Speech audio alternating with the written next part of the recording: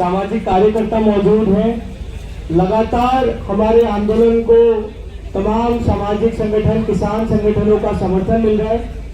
हमें बहुत खुशी है कि आज हमारे बीच भारत किसान यूनियन चडूनी ग्रुप से राष्ट्रीय अध्यक्ष गुरनाम सिंह चडूनी जी, जो देश बचाओ मोर्चा के संरक्षक भी हैं, वो हमारे बीच मौजूद है। जोरदार तालियां हो जाए चडूनी जी के लिए। हमारे बीच मौजूद है स्वामी हर्षानंद जी, स्वामी श्री कृष्णानंद गिरी जी महाराज जी, जून अखाड़ा हरिद्वार से, जस्टिस रिटायर्ड जस्टिस बादल कोडले पाटिल महाराष्ट्र से, उनके लिए भी जोरदार तालियां हो जाए।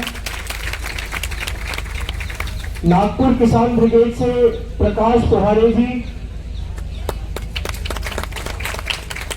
उनके साथ doctor Vikram Chaurasia UPSC mentor और अनुज शर्मा सोशल एक्टिविस्ट भी मौजूद हैं। सबके लिए जोरदार तालियां हो जाए। ऐसे तमाम लोग जो इस समय देश के युवाओं के साथ खड़े हैं, जंतर मंतर पर पहुंचकर हमें समर्थन दे रहे हैं। हम सभी लोग, कॉकरोच जनता पार्टी के सभी लोग तहे दिल से सभी लोगों का धन्यवाद व्यक्त करते हैं। एक बार फिर से जोरदार तालियां हो जाए।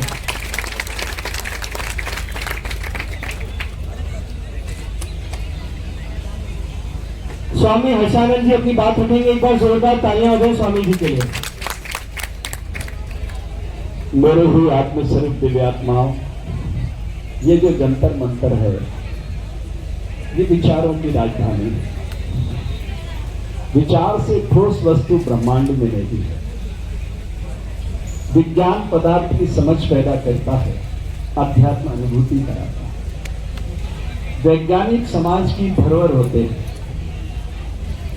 आज ये मंच जो है अंतर्राष्ट्रीय मंच है, क्योंकि इस मंच पर सोनम वांगचुक जी जैसा विराट व्यक्तित्व मौजूद है।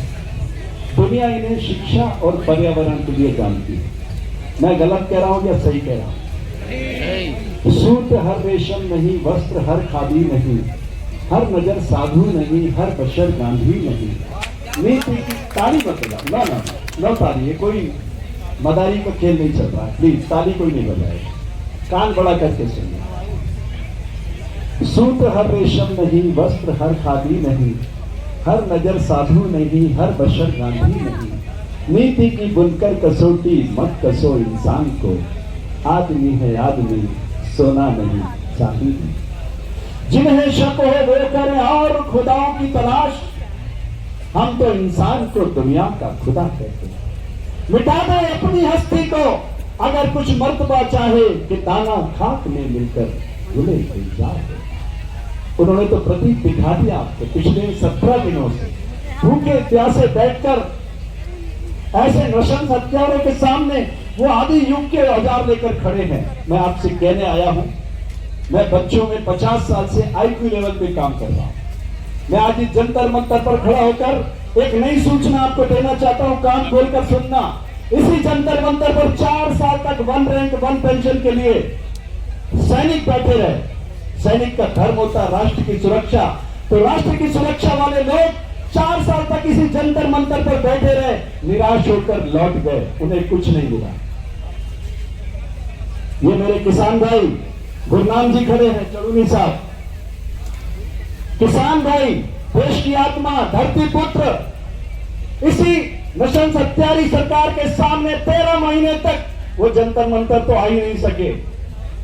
बाउंड्री सील कर दी गई, कटीले तार बिछा दिए गए, 750 किसान शहीद हो गए, लेकिन इन्हें एमएसपी नहीं मिला। मिनिमम सपोर्ट प्राइस दुनिया की हर वस्तु की कीमत बेचने वाले तय करते हैं, किसान की फसल की कीमत खरीदने वाला तय करता है, बिना ये जाने उसकी उत्पादन लागत भी निकली या नहीं। ये दृश्य बदलना चाहिए या नहीं, मैं आपसे पूछता हूँ, ये दृश्य बदलना चाहिए? तो बदलने के लिए सोनम वांगचुक जी का जिंदा रहना जरूरी है। जिंदा रहना उनका जरूरी है। बोलिए, जिंदा रहना उनका जरूरी है। तो आप सब लोग 20 तारीख को हमारे साथ भारत माता को प्रणाम करते हुए सदन तक चलेंगे। भारत माता की। ये गूंगे बहरे लोग, नशंस हत्यारे आपकी सुनने वाले नहीं हैं, लेकिन हमारा विश्वास लोकतांत्रिक मूल्यों में है, इसलिए वो हमारा आखिरी हथियार होगा वहां तक चलने का। और उसके बाद मैं देश के सब युवाओं से उम्मीद करता हूं, अपने डाटा प्रोग्रामिंग को शुरू करो, एनालिसिस करना। 2014 में इस व्यक्ति को देश की जनता ने 32% वोट दिए, ये इतिहास है। 68% लोगों ने इनके खिलाफ वोट किया, इनको 282 सीटें आई। आई एम राइट और रॉन्ग? 2019 जब इनका सितारा आसमान की बुलंदी छू रहा था, इनको 38% वोट मिले। आई एम राइट और रॉन्ग? जब 21 सीटें बढ़ी, इनकी 282 से 303 हो गए। और 2024 में इनको सिर्फ 37% वोट मिले। और सीटें कितनी आई पता है आपको? 240। ये बैसाखियों के सारे खड़े हो गए, नायडू के और नीतीश बाबू के। अगर आप चाहते हैं कि देश में लोकतांत्रिक सरकार बने, तो 68%, 64%, 65% लोगों को इकट्ठा कीजिए, इनके खिलाफ ईवीएम के जरिए इनको हराइए और मोबाइल से वोट लाइए, नोटा को प्रत्याशी का दर्जा दीजिए। तब एक नया भारत बनेगा। 10 मिनट में चुनाव, 11 मिनट में परिणाम। एक ऐसा भारत बनेगा जो सारी दुनिया के मस्तक पर सुशोभित होगा।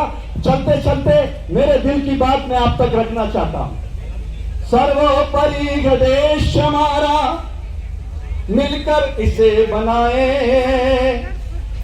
अक्षर ज्ञान का दीप जलाकर नया सवेरा लाए।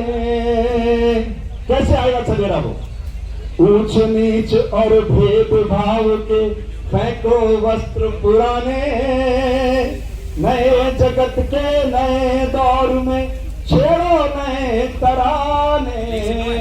हो कोई भी भाषा भाषी, सारा भेद मिटा दो, घंटी के गुंजन में प्यारा अजान का स्वर भी मिला दो। भारत माता की। बहुत बहुत धन्यवाद।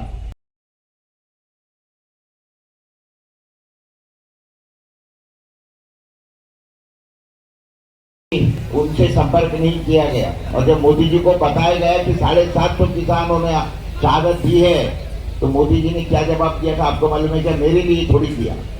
तो ये ऐसा है कि ये जो बिल्कुल मोटी चमड़ी के लोग यहाँ बैठे हैं, गूंगी बहने भी है। लेकिन एक बात बताता हूँ, अभी की नई जो बात मालूम पड़ी है, ये मोदी जी जो है ये भारत के जनता के चुने हुए नहीं है, तो ये अमेरिका के जो ट्रम्प है उन्होंने बैठाई है। ये अभी बातें सारी की सारी क्लियर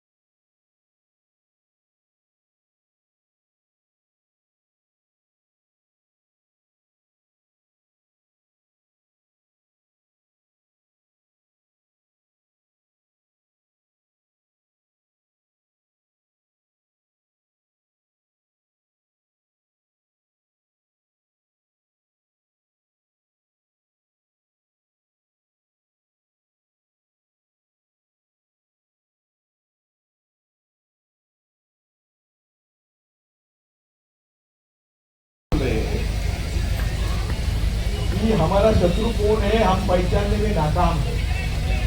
चारवाक का आंदोलन किसके खिलाफ था? महावीर का आंदोलन किसके खिलाफ था? गौतम बुद्ध का आंदोलन किसके खिलाफ था? सम्राट अशोक का राज्य किसके खिलाफ था? वो जो हमारे संत है रविंद्र रोहिदास, संत कबीर, उनका आंदोलन किसके खिलाफ था? हमारे महाराष्ट्र के ज्ञानेश्वर, उनका किसके खिलाफ था? संत तुकाराम, उनका आंदोलन। जरा हिस्ट्री पढ़ो, आपको भविष्य यदि भारत को भविष्य में अच्छे दिन लाने हैं तो आपको पढ़ना पड़ेगा। इनका सैक्रिफाइस होने से हम सब बचाने के लिए यहाँ है। हम उनको मरने नहीं देना चाहते, उनके साथ हम हमारा अपनी स्वास्थ्य तक काम करने का वादा करते हैं। क्यों करते हैं? क्योंकि वो बहुत अच्छा काम करते हैं। लेकिन आप समझ लीजिए कि हमारा दुश्मन कौन है। मैं भी ज्यादा इससे नहीं बोलूंगा। जो भी आंदोलन देश में हुए वो सिर्फ किसके लिए, किसके खिलाफ हुए, और वही आज सत्ता पर है और वो चाहते हैं कि ये भी मरे और तुम्हारा आंदोलन भी खत्म हो। तो मैं आप सबको विनती करता हूँ, ये जो बच्चे बैठे हैं उनको मैंने कल सबको मिलके कहा था कि तुम अनशन छोड़ो। ये अनशन सुनने वाली सरकार नहीं है। जिस सरकार की संवेदना, इसका इतिहास देखेंगे आप, इन सबका इतिहास देखेंगे तो गोधरा से शुरू होता है, गोधरा से पहले शुरू होता है। तो आप, मैं ज्यादा बोलना नहीं चाहता, क्योंकि जो ऑर्गेनाइजर है उन्होंने हमें कुछ कंडीशन पर बात करने को कहा है। सरकार के खिलाफ मत बोलो, तो हम किसके खिलाफ बोलेंगे? सुनिए। तो हमें आपको सच बताना है। यदि हम सच समझते नहीं, यदि हम सच्चा शत्रु समझते नहीं, तो लड़ेंगे किसके साथ, किसके खिलाफ लड़ेंगे? तो इसलिए मैं आप सबको विनती करता हूँ कि हमें शत्रु टारगेट करना है। मैंने उनको भी बोला 5000 साल से हमको कुचल कुचल के हम मारे जा रहे हैं।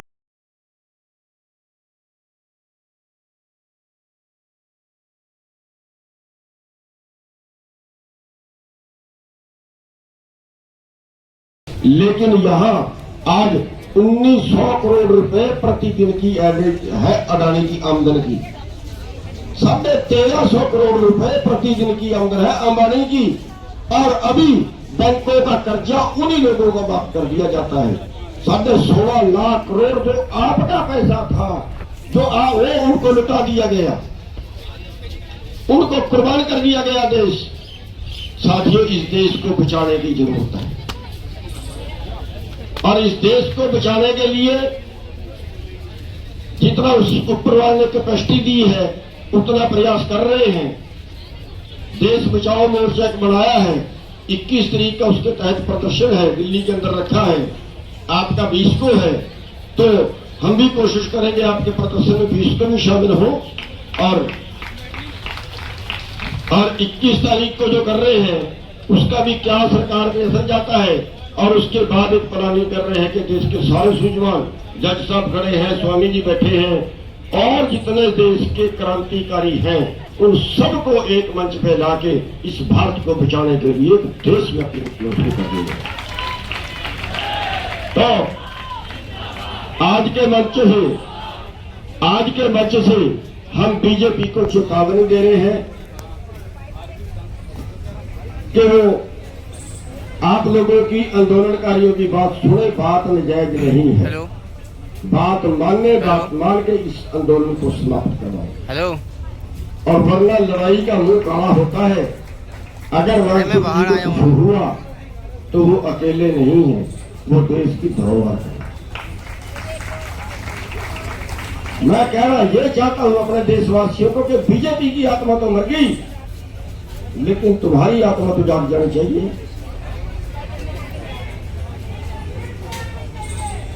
तो हम बीजेपी सरकार को ये बताते हैं कि फिर अगर उसके बाद कुछ बड़ा हुआ और उसमें सरकार का नुकसान हुआ तो फिर उसकी जिम्मेवार भी सरकार ही होगी। तो साथियों, आपने हमें टाइम दिया, आपका बहुत बहुत धन्यवाद है। और बस हम इतना कहना चाहते हैं कि हम हर तरह से इस आंदोलन के साथ में खड़े हैं और आपसे भी उम्मीद करते हैं कि भविष्य में देश को बचाने का जो आंदोलन चले उसमें तन मन धन तो चाहे आप दे ना दे, लेकिन तन और मन ये दोनों चीजें लगा देनी चाहिए आप सब करें। एक बार